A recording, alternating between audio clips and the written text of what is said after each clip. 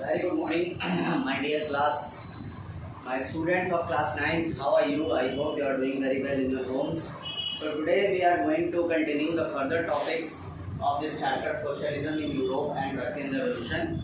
We are going to study the further topics. So in the last class we had studied about 1905 revolution, how the Tsar of Russia allowed to make a government which was called a parliament, which was called Duma, and the Tsar was the sole power in Russia. Tsar किस तरीके से Russia में एक parliament allow तो किया था, Russia का jar जो रशिया का राजा था, उन्होंने 1905 में जो रेवोल्यूशन हुआ था, वो रेवोल्यूशन सिर्फ और सिर्फ इसलिए था, पूरा का पूरा लास्ट क्लासेस में मैंने आप लोगों को बहुत अच्छे से इस डिटेल में समझाया था कि किस तरीके से जार पार्लियामेंट तो अलाउ तो किया था, लेकिन वो पार्लियामेंट किसी काम का नहीं था। ये रशिया का पूरा माहौल था। आज हम लोग पढ़ने वाले हैं बच्चों the first world war and the Russian empire. First world war क्या था, कब हुआ था, और रशियन एम्पायर का उसमें क्या रोल था। ठीक है, रशिया के राजा, रशिया के जार का उसमें क्या रोल था। सबसे पहले तो फर्स्ट वर्ल्ड वॉर के बारे में हम यहाँ पर लिख देते हैं। फर्स्ट वर्ल्ड वॉर जो था वो हुआ था दुनिया में 1914 से 1918 तक। ये था फर्स्ट वर्ल्ड वॉर का ईयर। ठीक है, फर्स्ट वर्ल्ड वॉर कैसे शुरुआत हुई थी अब भाई, let's come to the story. In 1914 the war broke between the European alliance Germany, Austria and Turkey, जिसको सेंट्रल पावर कहा जाता था, और between the central power and France, Britain and Russia, later Italy and Romania, इसको each country, इसको ये पूरा का पूरा पावर था। दो देशों के बीच में वॉर हुआ था, जर्मनी, ऑस्ट्रिया, टर्की, तीन देश थे। ठीक है, फर्स्ट वर्ल्ड वॉर जो था जर्मनी, ऑस्ट्रिया और टर्की, जिसको एक्सिस पावर कहा जाता था। क्या कहा जाता था बच्चों? Axis power. इनको एक्सिस पावर कहा जाता था। और इधर साइड थे अलाइड पावर, जिनको सेंट्रल पावर भी कहा जाता था। ये यूरोप में ही पूरा का पूरा वर्ल्ड वॉर कहाँ हुआ था? यूरोप में ही हुआ था। अलाइड पावर में थे तुम्हारे ब्रिटेन, फ्रांस और रशिया। ब्रिटेन, फ्रांस और रशिया।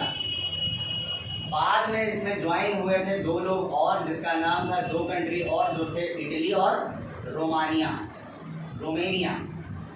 ये कंट्री था। ये वर्ल्ड वॉर 2 इन्हीं दोनों कंट्रीज के बीच में हुआ था, एक्सिस पावर और अलाइड पावर। ये फर्स्ट वर्ल्ड वॉर की बात है। ठीक है बच्चों, okay, let's discuss. Each country had a global empire and a war was fought outside Europe as well as in Europe. This war was the first world war. ये Europe जो था, ये पूरे यूरोप के देशों के बीच में, सारे देश यूरोप में है। ठीक है, यूरोप जो कंटिनेंट है, ये सारे के सारे देश उसी में है। ठीक है, ये फर्स्ट वर्ल्ड वॉर यूरोप के अंदर भी हो रहा था और यूरोप के बाहर के भी बहुत सारे देशों में ये फर्स्ट वर्ल्ड वॉर हो रहा था। ये सारे कंट्री अपने अपने जगह पे एक ग्लोबल अंपायर थे, एक बहुत बड़े अंपायर थे, और इसी को फर्स्ट वर्ल्ड कहा जाता है। अब रशिया की बात करते हैं। ये तो यूरोप में, चलो ठीक है, ये फर्स्ट वर्ल्ड वॉर हो रहा था इन कंट्रीज के बीच में। Let's discuss on Russia. Russia में क्या था भाई?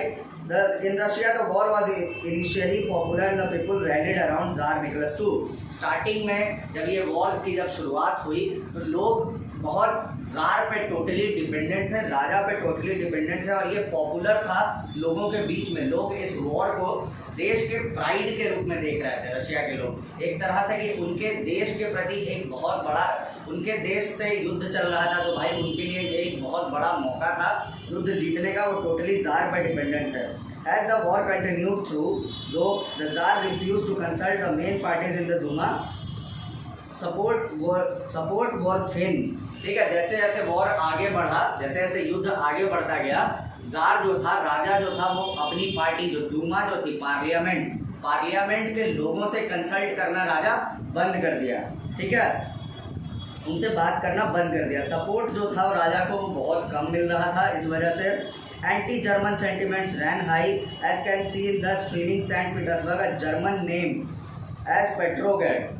ठीक है, एंटी जर्मन सेंटिमेंट्स, जर्मनी के खिलाफ जो थे, वो देश के अंदर सेंटिमेंट, जो भावना थी, वो बहुत ज़्यादा बढ़ रही थी रशिया में, और क्योंकि रशिया का पूरा एक पेट्रोग्रेड नाम का एक संस्था था, ठीक है, जो कि दिया गया था वहाँ पे सेंट पीटर्सबर्ग शहर को, ठीक है।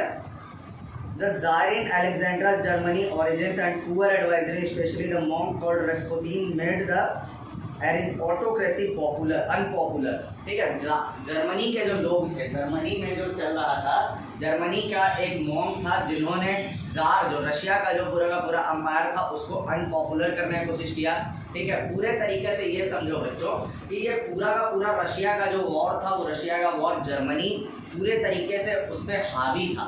स्टार्टिंग में फर्स्ट वर्ल्ड वॉर के स्टार्टिंग में 14 से 16 के बीच में जर्मनी जो था वो पूरे तरीके से रशिया जैसी कंट्री, रशिया जैसी बड़ी कंट्री पे हावी था, क्योंकि वहाँ का जो राजा जो था वो किसी लायक का नहीं था, ठीक है। The first world war on the eastern front deferred from the western front. East side, world के ईस्ट साइड में फर्स्ट वर्ल्ड वॉर जिस तरीके से चल रहा था, वेस्ट साइड में एकदम अलग तरीके से फर्स्ट वर्ल्ड वॉर को देखा जा रहा था। जैसा लड़ाई ईस्ट जोन में ईस्ट साइड चल रहा था, वैसा लड़ाई वेस्ट जोन में नहीं चल रहा था। In the west armies fought from trenches stretched along eastern France. East side में, ठीक है, वेस्ट साइड में मतलब फ्रांस और ब्रिटेन वाले साइड में जो युद्ध चल रहा था, वहाँ से जो फ्रांस के जो सैनिक थे और ब्रिटेन के जो सैनिक थे, वो लोग एक तरीके से खुल के नहीं लड़ रहे थे, और ट्रेंचेस के पीछे मतलब झाड़ियों के पीछे, बड़े बड़े किलों के पीछे, दीवारों के पीछे, उन लोगों को उतनी खुल के लड़ाई लड़ने की क्षमता वो लोग में वेस्ट साइड में नहीं थी स्टार्टिंग में, ठीक है। In the east आर्मीज moved a good deal and fought battles living large casualties. लेकिन ईस्ट साइड ऐसा कुछ नहीं था। ईस्ट साइड में जो आर्मी थी, ईस्ट साइड में सबसे बड़ी बात यह है कि ईस्ट साइड में जर्मनी था, तो ईस्ट साइड में जो आर्मी थी वो खुल के लड़ रही थी और बहुत बड़े लेवल पे कैजुअलिटीज हो रहा था। कैजुअलिटीज का मतलब मौतें, बहुत सारे लोगों के डेथ हो रहे थे। फर्स्ट वर्ल्ड वॉर का जो ईस्ट साइड वाला जो हिस्सा था वो पूरे तरीके से वेस्ट साइड पे हावी था। इस तरह से हम लोग इसको ऐसे समझ सकते हैं बच्चों। Defeats were shocking and demoralising. Defeats, जो हार हो रही थी अलाइड पावर की शुरुआत में, बहुत हार की सिचुएशन थी। इन लोगों को पूरे तरीके से स्टार्टिंग के 2-3 सालों में एक्सिस पावर में दबा दिया था, तो हार जो थी वो पूरे तरीके से असंतुष्टि भरी थी और डिमोरलाइजिंग। लोगों को, रशिया के लोगों को ऐसा लग रहा था कि अब हम लोग युद्ध हारने ही वाले हैं। लोगों के मनोविज्ञान डिमोरलाइज कर रहा था, अंदर की स्थिति, मनोवैज्ञानिक स्थिति उनकी खराब हो रही थी। इस तरीके से Russia's army lost badly in Germany and Austria between 1914 and 16। Russia के आर्मी जो थी वो स्टार्टिंग में 1914 से 16 के बीच में जर्मनी और ऑस्ट्रिया से पूरे तरीके से, बहुत बुरे तरीके से हार चुके थे, हार गई थी वो लोग। There are over 7 million casualties by 1917। अब 1917 तक आते आते रशिया का around 7 million casualty. 7 million casualty का मतलब होता है 70 लाख लोग रशिया के मर गए थे। 7 मिलियन कैजुअलिटीज। पूरे यूरोप में फर्स्ट वर्ल्ड वॉर से बहुत सारी मौतें हुई थी और अकेले यूरोप के अंदर रशिया के बहुत सारे लोग मर गए थे। 7 मिलियन कैजुअलिटीज हुई थी 1917 आते आते। As they retreated the Russian army destroyed crops retreated, Russian army destroyed crops and buildings to prevent the enemy from being able to live off the land। जैसे जैसे रशिया हारते जा रही थी, रशियन आर्मी का मनोबल पूरे तरीके से घटता जा रहा था। रशियन आर्मी को ऐसा लग रहा था कि हम लोग युद्ध बहुत बुरे तरीके से हारने वाले हैं। किसके राज में? कौन इस युद्ध को लीड कर रहा था? जार निकोलस II, जो कि रशिया का राजा था। And we destroyed the destruction of crops and buildings for over 3 million refugees in Russia। वो लोग कर क्या रहे थे? क्रॉप्स और बिल्डिंग्स को डिस्ट्रॉय कर रहे थे, ठीक है। क्रॉप्स जो फसल थे और बड़े बड़े बिल्डिंग्स, ताकि अगला जो देश है जर्मनी और ऑस्ट्रिया जैसे कंट्री उनके देश में घुस के उन पर हमला ना कर पाए। और इससे क्या हो रहा था, रशिया के आसपास के जितने कंट्रीज थे, हम लोग जानते हैं कि रशिया के आसपास ढेर सारे छोटे छोटे कंट्रीज हैं, तो उन छोटे कंट्रीज के जो लोग थे वो एक तरह से बेघर हो गए, तो वो रिफ्यूजी हो गए, जिनको रिफ्यूजी के रूप में उन लोगों को वापस किसी देश में शरण लेना पड़ा। इस तरीके से रशिया में बहुत सारे रेफ्यूजीज भर गए थे। 3 मिलियन रेफ्यूजीज, 30 लाख रेफ्यूजीज दुनिया में हो गए थे पूरे के पूरे यूरोप में। और बहुत सारे लोग जो थे वो रशिया के आसपास के कंट्रीज के थे, ठीक है। The situation discredited the government and the Tsar. Soldiers did not wish to fight such a war। ये जो पूरा का पूरा सिचुएशन था रशिया के अंदर, ये जार की छवि पूरे तरीके से खराब कर दिया था और गवर्नमेंट की जो पार्लियामेंट जो रशिया में बनाया गया था उस गवर्नमेंट की छवि पूरे तरीके से खराब कर दी थी। सोल्जर्स जो थे, सिपाही जो थे, वो इस तरीके का कोई भी युद्ध करना नहीं चाहते थे। They don't believe in that kind of war. The war had a severe impact on the industry। और इस युद्ध का बहुत बुरा स्थिति रशिया के इंडस्ट्रीज पे भी हुआ। Russia's own industries were few in number and the countries were cut off from the suppliers of industrial goods by German control by the Baltic Sea। होता क्या था कि रशिया के बहुत सारे, एक तो रशिया में इंडस्ट्रीज बहुत ज़्यादा नहीं थी और जितने भी इंडस्ट्रीज थे उनको जो सामान, जो रॉ मटेरियल जो लगता था वो एक समुद्र था बाल्टिक सी, जो कि जर्मन एरिया में आता था वो समुद्र, तो उसी उधर ही से आता था। तो रशिया की ऐसी स्थिति हो गई थी, तो रशिया को उनको जो सामान चाहिए था, रॉ मटेरियल जो चाहिए था, जो बाल्टिक सी के थ्रू आता था, वो उनको नहीं मिल पा रहा था क्योंकि वो पूरा एरिया जो था वो जर्मन कैप्चर्ड एरिया था। ठीक है, सप्लाईज उनको नहीं मिल पा रहे थे किसी भी तरीके से। Industrial equipment disintegrated more rapidly in Russia and elsewhere in Europe. जो इंडस्ट्रियल इक्विपमेंट, इंडस्ट्रीज के लिए जो भी ज़रूरतें होती थी वो उनको नहीं मिल पा रही थी पूरे रशिया में, और पूरे यूरोप में इस चीज़ की कमी हो गई थी इंडस्ट्रियल इक्विपमेंट की। By 1916 railway lines began to break down. 1916 तक रेलवे लाइन्स की भी हालत ख़राब हो चुकी थी, रेलवे लाइन्स भी टूटने लगे थे। Able bodied men were called up to the war. और इस ऐसे स्थिति में वो लोग जो अच्छे बॉडी से थे, जो मतलब एक संपूर्ण शरीर वाले स्वस्थ लोग, उनको बुलाया जा रहा था युद्ध में। पूरा अभी युद्ध खत्म नहीं हुआ था। युद्ध कब जाके खत्म हुआ था? युद्ध खत्म हुआ था 1918 में। ये 17 की बात कर रहे हैं हम लोग। तो लोगों को और बुलाया जा रहा था युद्ध में, आइए। As a result there were labour shortages and small workshops producing essentials were shut down. और जो लोग, जो देश के अंदर जो लोग थे, उनको आर्मी में बुलाया जा रहा था, तो इंडस्ट्रीज़ के अंदर लेबर शॉर्टेजेस हो गई थी, मजदूर की कमी हो गई थी। छोटे छोटे वर्कशॉप्स रशिया के अंदर बंद हो गए थे। जितने भी छोटे छोटे वर्कशॉप्स थे जो छोटे लेवल पे काम किया करते थे, वो सारे के सारे बंद हो गए थे। इनके अलावा large supplies of grain were sent to feed the army. जितने भी धान और फसल होती थी उनको आर्मी को भेजा जाता था, जिससे वो लोग उस सप्लाईज के थ्रू, ठीक है, फीड कर सके, खाना खा सके। आर्मी को बहुत सारे सप्लाईज की ज़रूरत होती है। जब भी वॉर होता है किसी भी दुनिया में, किसी भी जगह पे हमने देखा है कि जब भी वॉर हुआ है तो आर्मीज़ को बहुत सप्लाईज की ज़रूरत पड़ती है। तो खाने का सप्लाई जो देश के अंदर जो भी उगाया जाता था वो सबसे पहले कहाँ भेजा जाता था? आर्मी तक भेजा जाता था, वो आर्मी को भेजा जाता था। For the people in the cities bread and flour became scarce. और इससे अगर सारा का सारा धान फसल अगर मोस्टली अगर आर्मीज़ को भेजा जाए तो शहर के अंदर, देश के अंदर के लोगों की हालत जो है वो बहुत बुरी हो जाएगी। इसी वजह से रोटी और आटा की हालत देश में एकदम कमी हो गई थी। जो शहर के रहने वाले लोग थे उनको उस तरीके का खाना नहीं नसीब हो पा रहा था। By the winter of 1916 riots at bread shops were common. और 1916 के ठंड आते आते तक जगह जगह पे राइट्स, दंगे शुरू हो चुके थे। पूरे देश की हालत जो थी वो पूरी तरीके से ख़राब हो चुकी थी यहाँ पर। द फेब्रुअरी रेवोल्यूशन इज पेट्रोग्रेड इन पेट्रोग्रेड। पेट्रोग्रेड जैसा कि मैंने आपको बताया कि सेंट पीटर्सबर्ग को नाम दिया गया था। फेब्रुअरी रेवोल्यूशन हुआ था पेट्रोग्रेड में। पेट्रोग्रेड में क्या हुआ था भाई? Let's discuss that. In the winter of 1917 conditions in the capital Petrograd were grim. The layout of the city seem to emphasize the division among its people. ठीक है, विंटर 1917 तक जो पेट्रोग्रेड, जो शहर का जो हालत थी वो बहुत ही ख़राब हो चुकी थी, और शहर के अंदर के जो लोग थे वो पूरे तरीके से बंट चुके थे खुद में ही। The worker quarters and the factories were located in the right bank of the river Neva. On the left bank where the fashionable areas. एक नदी बहती थी, ठीक है, नेवा नदी। एक साइड नदी के पूरे गरीब लोग रहा करते थे, ठीक है, वर्कर्स, लेबरर्स, और एक साइड फैशनेबल लोग रहा करते थे पेट्रोग्रेड के, जहाँ पे अमीर लोग रहा करते थे, एरिस्टोक्रेट्स लोग जिनको कहा जाता है। ठीक है, fashionable areas. The winter palace, उसी साइड विंटर पैलेस भी था। विंटर पैलेस मतलब राजा का जो महल था उसको विंटर पैलेस कहा जाता था। And official buildings including the palace where the Duma में, ठीक है, और ऑफिशियल बिल्डिंग्स भी था।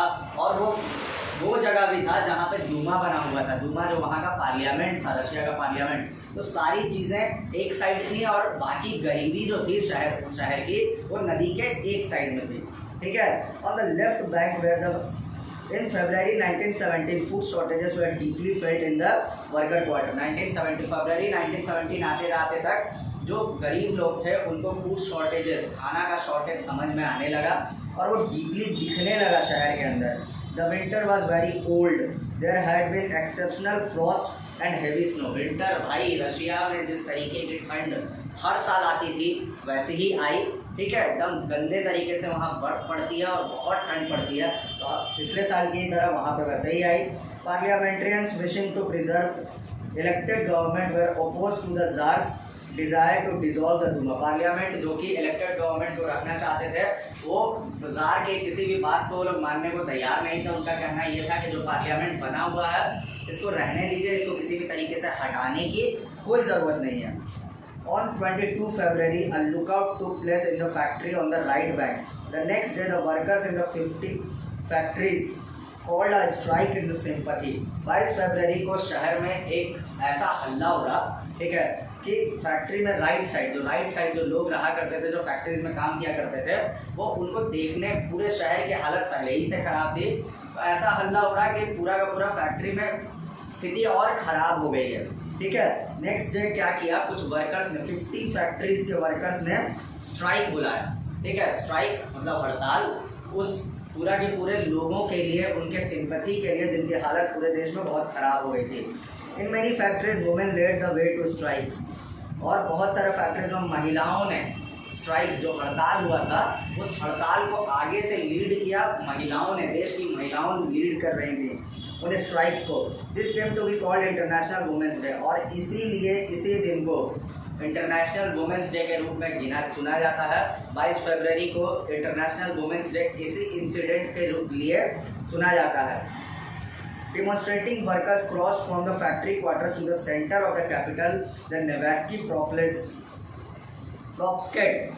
Prospect, ठीक है। और जो वर्कर्स थे वो लोग, उन लोगों ने क्या किया कि नदी पार करके जो दूसरे साइड थे, स्ट्राइक्स उस साइड चली गई, ठीक है। और वो लोग एक जगह से फैक्ट्री वर्कर्स से जो स्ट्राइक था वो कहाँ पहुँच गया, सेंटर ऑफ द कैपिटल के पास पहुँच गया, पेट्रोग्राड तक पहुँच गया पूरा का पूरा। At this stage, no political party was actively organizing the movement. इस समय तक कोई पॉलिटिकल पार्टी इस तरह के मूवमेंट को ऑर्गेनाइज नहीं कर रही थी।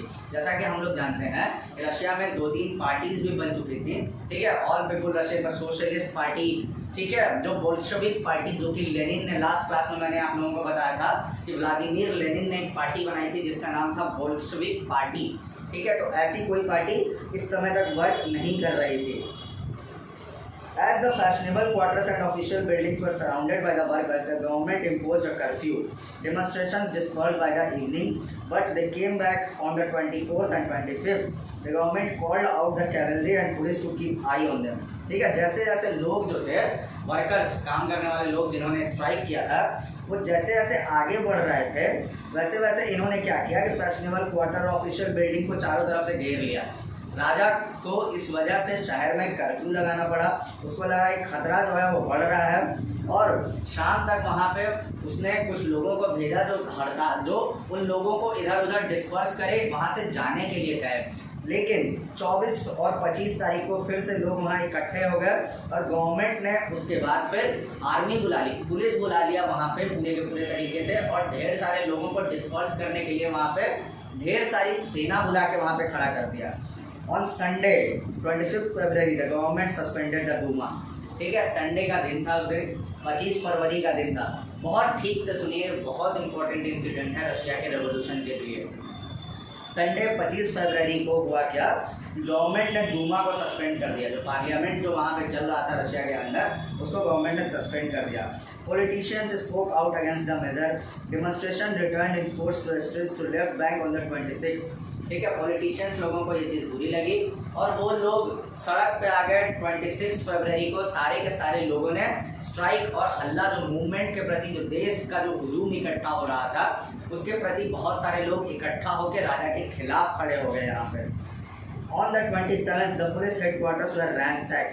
27 तारीख को क्या हुआ कि पुलिस हेडक्वार्टर्स जो जहाँ पे पुलिस हेडक्वार्टर, जो जहाँ पे ढेर सारे पुलिस रहा करते हैं, जो हेड पुलिस के ऑफिशियल्स लोग रहा करते हैं, हेड ऑफिशियल्स लोग, वहाँ पे जाके लोगों ने धावा बोल दिया और तोड़ फोड़ मचा दी। रैंसैक का मतलब होता है तोड़ फोड़ मचाना। लोग वहाँ पे घुस के पुलिस हेडक्वार्टर्स में तोड़ फोड़ मचा दिया लोगों ने।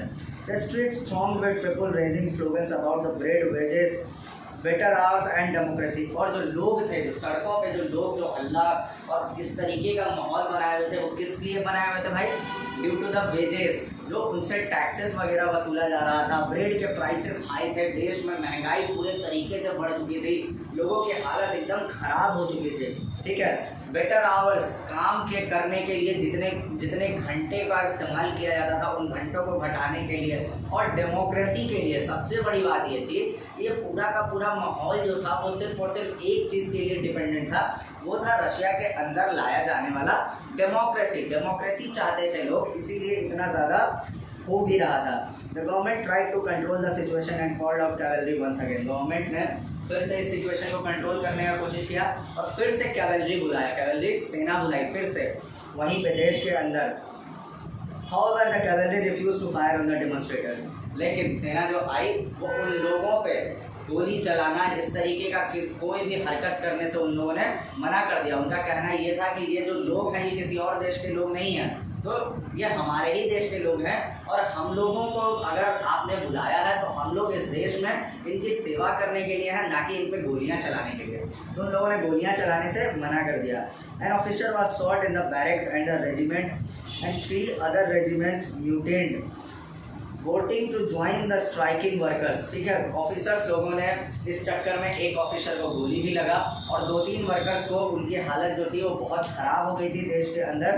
बैरक्स तोड़ के उन पे गोली चल गई थी और बहुत सारे रेजिमेंट जो थे, ठीक है, जो रेजिमेंट का मतलब होता है आर्मी रेजिमेंट, ठीक है, वो लोग उन लोगों के साथ मिल गए थे और उन लोगों ने डिमॉन्स्ट्रेशन, जो जिस तरह का स्ट्राइक पूरे शहर में हो रहा था, उन स्ट्राइकर्स के साथ मिलकर ये लोग भी उन्हीं का साथ देने लगे। ये कैवेलरी की स्थिति थी। By that evening soldiers and striking workers gathered to form a soviet or council in the same building at the Duma met. और शाम तक सोल्जर्स, जितने सिपाही लोग थे, रशिया के जितने सिपाही लोग थे, और स्ट्राइकिंग वर्कर्स जिन्होंने स्ट्राइक किया था, ये लोग मिल गए, ठीक है। साथ मिलकर इन लोगों ने गैदर्ड होकर एक सोवियत बनाया। सोवियत का मतलब होता है कि एक गवर्नमेंट बनाया, एक तरीके से एक कंट्री को एक नया नाम दिया कि जैसे रिपब्लिक होता है, ठीक है, रिपब्लिक ऑफ इंडिया, गणतंत्र, तो उसी तरीके से इन्होंने एक सोवियत बनाया और एक काउंसिल बनाया। सोवियत को काउंसिल भी कहा जाता है, ठीक है, मतलब ऐसे लोग जो देश के अंदर डिसीजंस ले सकें, उसको काउंसिल कहा जाता है।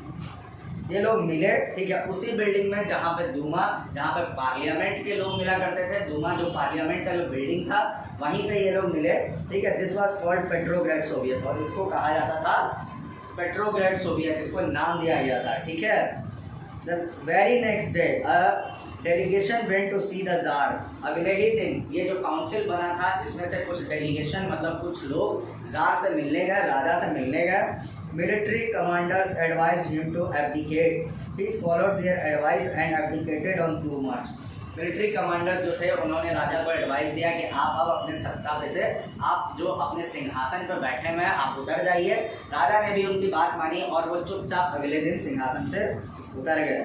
Soviet leaders and Duma leaders form the provisional government to run the country. Soviet leaders जो ये लोग थे जिन्होंने ये गवर्नमेंट बनाई थी और पहले की जो पार्लियामेंट, ये दोनों मिलके एक नए टाइप का, एक नए फॉर्म का गवर्नमेंट का निर्माण किया इन्होंने। अगले दिन Russia's future would be decided by the Constituent Assembly elected on the basis of universal suffrage।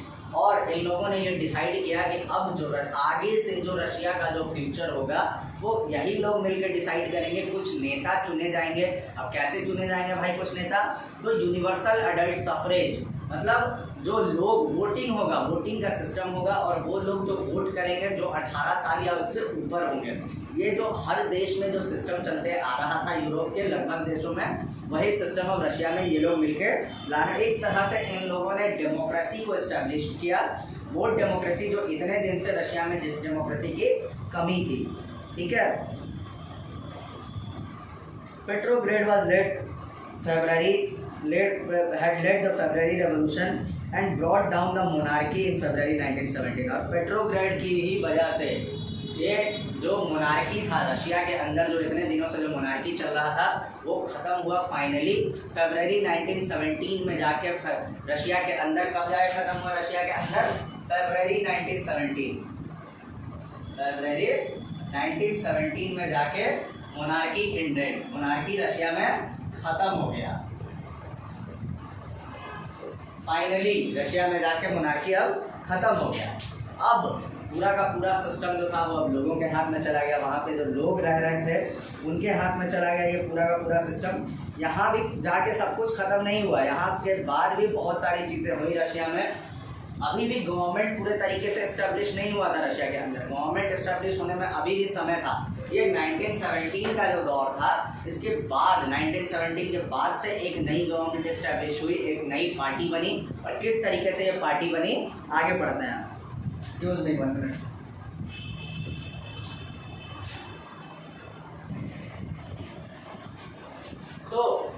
इस तरीके से रशिया के अंदर जो रेवोल्यूशन हुआ, रशिया के अंदर ऐसा माहौल हुआ फरवरी 1917 में, इस तरह का पूरा माहौल हुआ।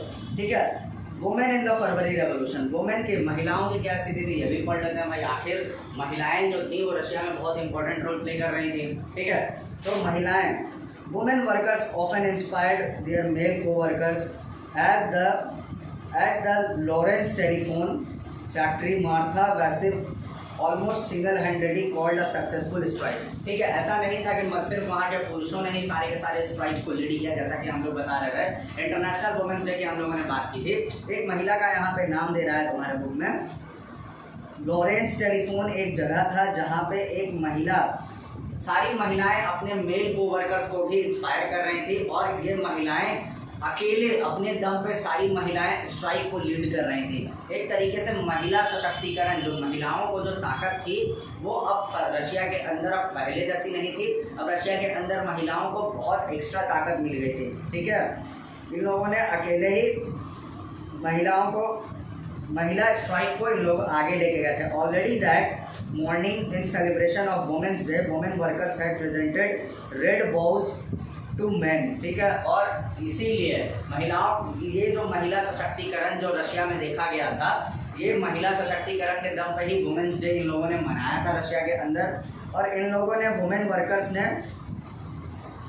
पुरुष वर्कर्स को एक तरीके से एक रास्ता दिखाया था कि किस तरीके से हम लोग भी आगे से लीड कर सकते हैं, हमारी भी देश में कोई इज्जत है। Then Martha Velisa, a milling machine operator stopped work and declared the impromptu strike।